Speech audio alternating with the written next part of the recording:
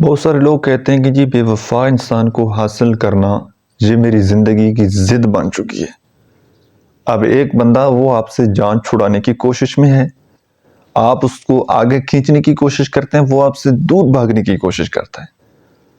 اگر to sided effort ہو نا، آپ بھی دل سے چاہتے ہیں، وہ بھی دل سے چاہتا ہے، اور درمیان میں کچھ ایشوز ہیں، درمیان میں کچھ مشکلات کھڑی ہیں، کچھ ایسے پل ہیں جن کو آپ عبور نہیں کر سکتے۔ فار ایگزامپل کوئی فیملی کا ایشو ہے، کوئی کاسٹ کا ہے، کوئی بھی مطلب ایشو آپ کے سامنے کھڑا ہو گیا۔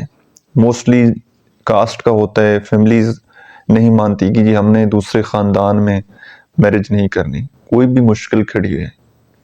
لیکن جب تک آپ دونوں راضی ہیں، ایک دوسرے کے ساتھ زندگی گزارنا چاہتے ہیں، دونوں ہی خوش ہیں، وہ ایک پنجابی کا محاورہ ہے کہ میاں بیوی راضی تے کیا کرے گا قاضی۔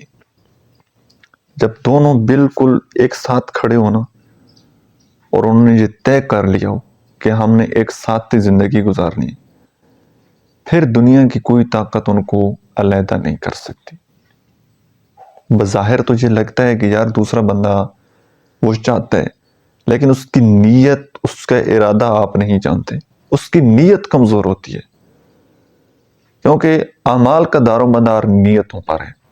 جب آپ کا پختہ یقین ہوتا ہے، اللہ کی ذات پر آپ توکل کرتے ہیں اور آپ صحیح کام کرنے جا رہے ہوتے ہیں، کیونکہ اسلام ہمیں اس چیز کی اجازت دیتا ہے کہ آپ پسند کی شادی کریں، آپ کی نیت ٹھیک ہوتی ہے، تو پھر اللہ تعالیٰ بھی آپ کی مدد کرتا ہے۔ مسئلہ تب ہوتا ہے کہ جب دوسرا انسان آپ سے جدا ہونا چاہتا ہے، وہ اوپر سے آپ کو کہتا ہے کہ میں نے تو آپ کے ساتھ زندگی گزارنی تھی، بٹ میرے بھائی نہیں مان رہے، میرے فلاں تایا ابو نہیں مان رہے، میری فلاں پھپھو نہیں مان رہی۔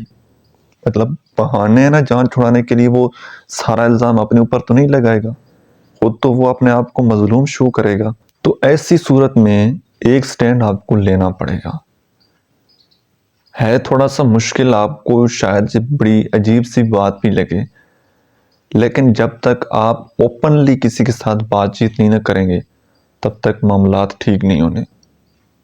وہ بات کیا ہے کہ اس کی فیملی کا جو ممبر بات نہیں مان رہا، آپ اس سے جا کر ملیں، ڈائریکٹلی جا کر ملیں، یا اپنے پیرنٹس کو بھیجیں، اپنے بڑے بھائی کو بھیجیں، جو بھی جس کے ساتھ بھی آپ کی اچھی ٹیوننگ ہے نا اپنی فیملی میں، آپ اس بندے کو بھیج دیں ادھر اور اس کو بتائیں۔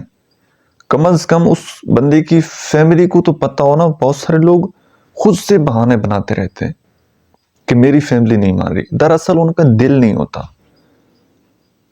وہ جان چھڑانے کے لیے کرتے ہیں کہ فیملی کو آگے لے کر آ جاتے ہیں۔ تو ان کی فیملی کو انفارم کرنا ایک دفعہ وہ آپ کا کام ہے، ٹھیک ہے؟ ایک دفعہ جائیں، ان کی فیملی سے ملیں، تاکہ یہ بات تھوڑی سی کھل جائے۔ ان کو پتہ ہونا چاہیے کہ اس کے کیا کرتوت ہیں، یا اس نے کسی کو کتنا عرصہ، کتنے سالوں تک ذلیل کیا ہوا ہے، وعدے کس کے ساتھ کیے تھے، اور شادی کسی اور کے ساتھ کر رہے ہیں۔ ان کو بتائیں، ان کی فیملی کو جا کر، کیا آپ اس کی زبردستی میرج کر لیں؟ اصل میں تو یہ ادھر میرج کرنا چاہتے ہیں، اتنے سال کا ان کا تعلق ہے، اتنے تحفے تحائف اور یہ سب کچھ بتائیں گے تو اللہ مہربانی کرے گا۔ لیکن نیت آپ کی خالص ہونی چاہیے، نیت صاف ہونی چاہیے۔